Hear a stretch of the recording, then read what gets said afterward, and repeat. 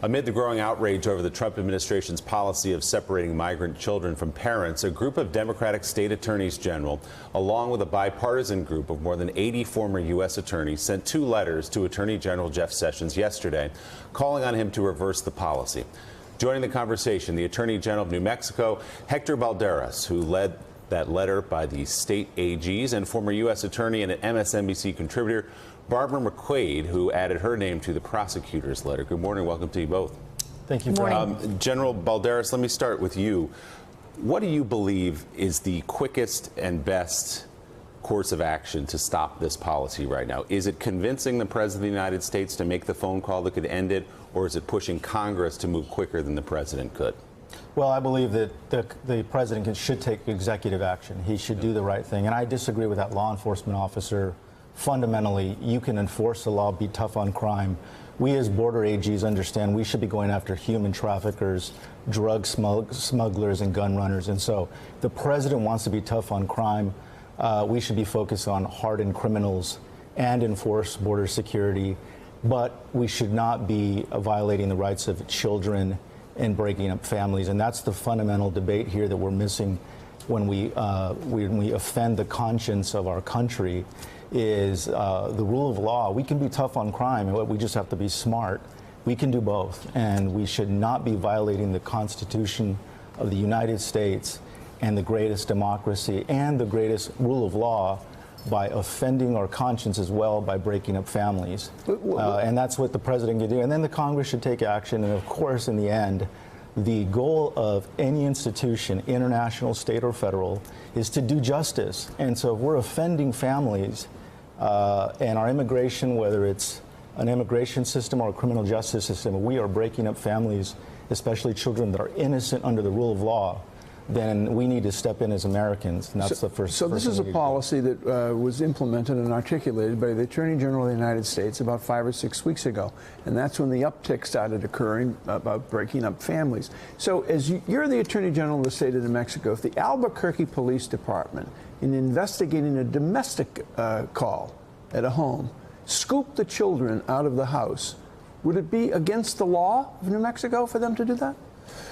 Well, they would work in conjunction with social workers and family protection units at that point, if the other family members were somehow violating the law. But there would be compassion and some sense of discretion by law enforcement. They wouldn't just be fundamentally saying, oh, I have to enforce the rule of law, now I have to break up the family and scoop up the children, and then blindly put them in a cage or in some kind of a cold jail setting.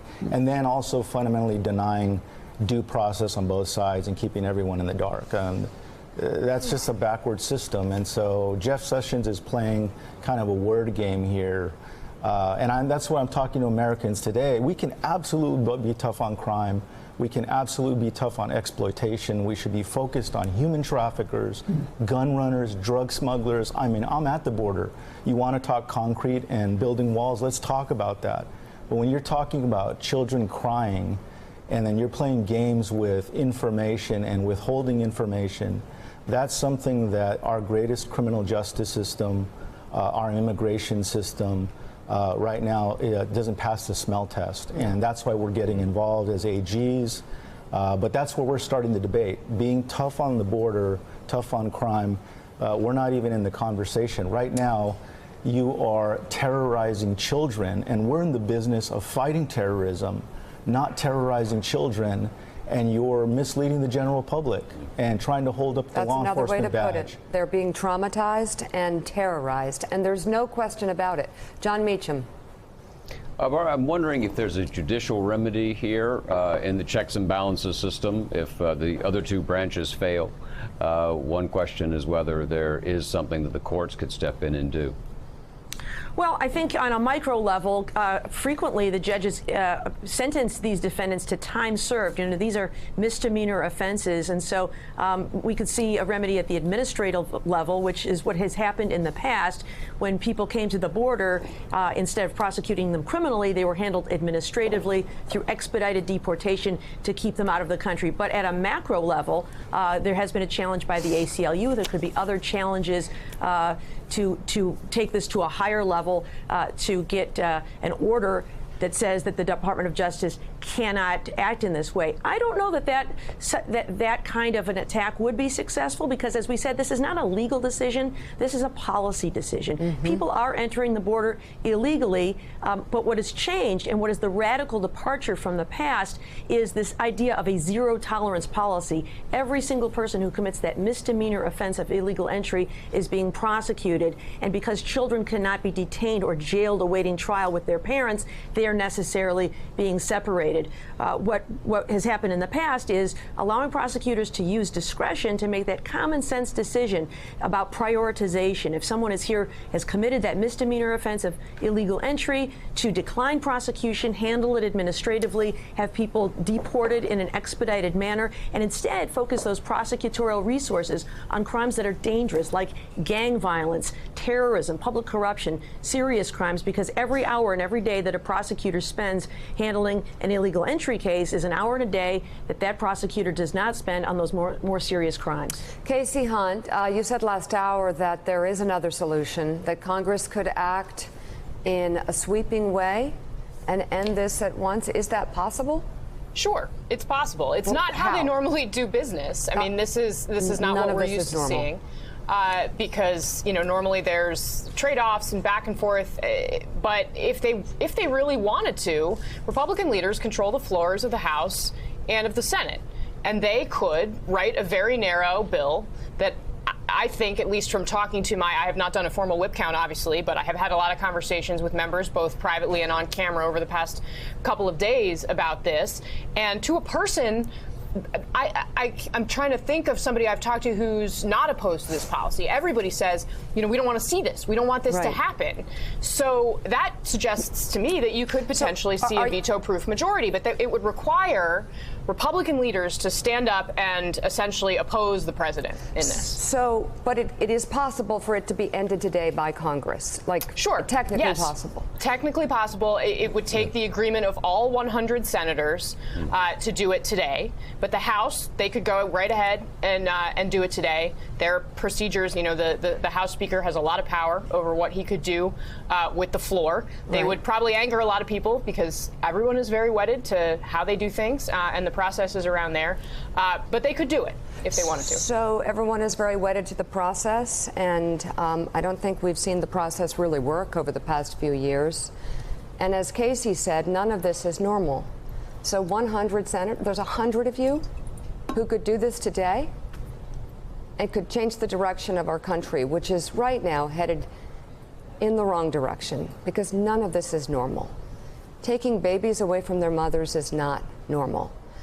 Hiding toddlers from the American public and large groups of girls that have been separated from their families, hiding them from the American public and not revealing the pictures or telling us what their locations are and telling us whether they're okay. That's not normal, and that's not American. Taking groups of kids and marching them off to tents like criminals, building tent cities for them, hiding children in cages with blankets that they have to share and lying on the floor. These are the pictures our government have released to show their policy is working. None of this is normal. We have 100 senators who could step up and do the right thing for the United States of America, and then you can go on and go to your corners and fight about the different things you want to fight about. But let's be unified on this. I don't think any of this is normal. And I think that our president, the one thing we haven't seen in our lifetimes is a president who brings to the table racist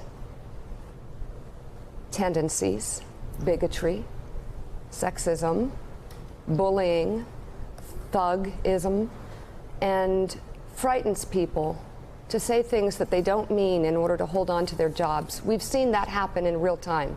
We've seen that play out before our eyes. And it might be personal, it might be political, but this is about our heart. And we've got 100 senators who could change this today. We know the president won't, unless for some reason he thinks he might win some PR battle or make some sort of gain for himself in a way that only pertains to him. But you could fight for America. You could fight for who we are. We would support that. We're praying for that as human beings and citizens of the United States of America. Anybody disagree? Well, I'd like to ask Casey a question. Go ahead. Because I've read all the heartbroken tweets from senators and read the strongly worded letters from senators to Attorney General Sessions. The Republican conference had a 45-minute audience with the President of the United States last night. Did any of them confront him about this issue when they had a chance?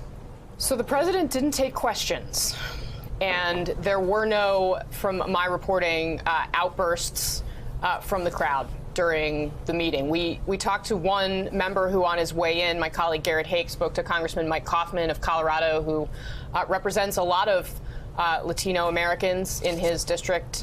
It's a swing district. He is very much at risk of losing his seat and has been somebody who has been a voice on the immigration issue. I haven't had a chance yet to follow up. I didn't catch up with him leaving the meeting, but none of my sources said that he was confronted directly on this issue. And in fact, I mean, typically these meetings, the president likes it when members stick around and take selfies with him. Well, from the photographs, it looks like smiles and backslaps and standing ovations. General Balderas, I want to ask you a question and just present you the case that the administration makes, and many conservatives will make too, which is that it's heartbreaking to look at these pictures, but the fact of the matter is many of them are breaking the law, and there has to be some punishment for breaking the law.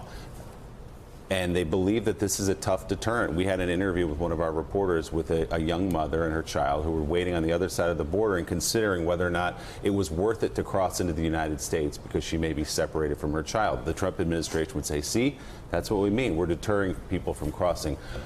What is a better solution here to prevent the crossing of illegal immigrants? Well, they just need to use some common sense. They have not built the bureaucracy or the apparatus to provide the significant amount of due process. This is taking years to process families in a humane way. Let's invest, let's increase resources, appropriate the proper dollars to build truly the greatest immigration system that we can build. Why are we diddly-dallying around fighting about policies and trying to pass a bill right now when we should be investing real resources on the border? We are an international world superpower, and we are trying to build a wall rather than build the greatest justice system to properly process. Mexico and Canada are our largest trading partners, yet we are fighting with North Korea when we don't actually trade or make any money off North Korea. So building a real economic engine in that region where we value human rights, employment rights, civil rights, and law enforcement. We have great law enforcement partners right there where we need to eradicate drug trafficking, gun running. But all it takes is putting professionals down there, social workers, judges, counselors, and properly process them. The Go back to what we were doing previously, turn them around. But look, I think it's slightly more complicated than that in a way, so I'd love your reaction, as Barbara as well. There's basically two groups of people that we're talking about. There are Mexicans who traditionally have tried to cross the border, and traditionally our policy there was simply to send them back. Now you have this somewhat new problem, in fairness to everybody who's working on this, where you have these families fleeing this gang violence and these terrible conditions in Guatemala, Honduras, and so on, and they're seeking asylum, which is a different legal situation, And so the question for us as a country is, what do you do with the asylum seekers? Do you take them because they're seeking asylum from all this gang violence? Or do you send them back as families into the middle of this violence? Or what is our national view of this? I don't mean to interrupt you, but that is a great point, and that's what our nation's been missing. We're coming off the heels of the Dreamer argument, where I had Dreamers who were soldiers signing in with Homeland Security, passing background checks, were law enforcement officers, and that is coming off the old immigration system, which was broken. Now we have asylum, refugee, who have actually more fundamental legal rights. What I'm saying is that both systems, America didn't do well. I mean, we built a Big Mac hamburger very well. In seconds, we can turn around a greasy burger that's not good for you. But we can't process either human rights, which is asylum rights, or immigrant rights like the Dreamers. And all I'm saying is we can either turn back a family or process them as a Dreamer, and we should do it under a year, the way we process a Harvard applicant, or we should have some type of fundamental protection for asylum seekers. Come on, we're the best nation in the world. And what I'm making the argument, Mika, is Mexico is an ally. They're the #3 trading partner. If Trump is a real businessman, He won't be playing footsies with North Korea, where we make no money off of that economy.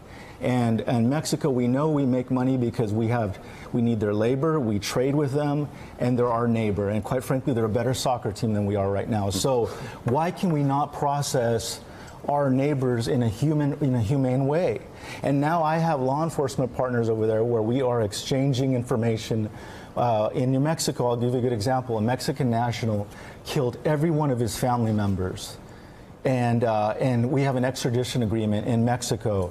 It was Mexican law enforcement officers and New Mexico law enforcement officers that helped me go down and track this killer, cold-blooded killer in Mexico City, and we brought him back to justice in New Mexico. This is the kind of things that we're doing at the state level, but President Trump just has a deranged argument. That's all I'm saying is I agree it's a complicated issue, but we are simply not processing these cases in a way that we are processing a divorce or other systems of justice, that we are the greatest superpower in the world, and I think we can do a better job. So, Barbara McQuade, let's continue this in one vein. The power of the law. U.S. attorneys, every U.S. attorney has a pretty powerful toolbox to utilize in various situations.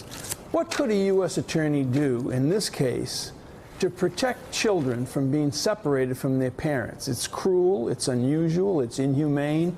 What could a U.S. attorney theoretically do? Could a U.S. attorney do anything at all to protect these children? Well, one of the things that caused all of the U.S. attorneys from both Republican and Democratic administrations to write this letter to Jeff Sessions was to draw attention to the fact that the Attorney General has ordered all U.S. attorneys to use zero tolerance. So right now, U.S. attorneys cannot do anything other than prosecute all of these cases. And to put it into perspective, the Justice Department, the entire Justice Department across the country, every year prosecutes about 70,000 cases a year. And of those 70,000, about 20,000 of those are immigration offenses. If this continues, prosecutors this year will have to handle 300,000 immigration cases. That's more than they've ever processed in a single year, and that's if they don't do anything else. And so this is really tying the hands of those prosecutors on the southern border to do nothing but this. I think, as the Attorney General just said, a better use of those resources would be to allow the U.S. attorneys to go back to their normal practice of using prosecutorial discretion to prioritize and prosecute the most serious and dangerous cases, to decline prosecution from those who present no threat and instead use expedited removal to send them back, and for asylum seekers, which international law says we cannot turn back someone who has a credible fear of death or persecution. Invest those resources in doing a better job at the border of that credible fear of determination, because I think the concern is that people are lying about their asylum seeking, that there is no credible fear, then they just want to come to America. Well, if that's the case, let's put our resources there and do a better job at that credible fear determination that occurs at the border, so only those with a bona fide fear of persecution or death are the ones who are permitted to seek asylum. You know, Alexis de Tocqueville, the great philosopher, studied American democracy, and he said America is great because America is good. If President Trump really wants to make America great again, let's make America good again. Yeah. Former U.S. Attorney Barbara McQuade and the Attorney General of New Mexico, Hector Balderas. Thank you both for being on this morning. Thank you. Thanks for checking out MSNBC on YouTube, and make sure you subscribe to stay up to date on the day's biggest stories. And you can click on any of the videos around us to watch more from Morning Joe and MSNBC. Thanks so much for watching.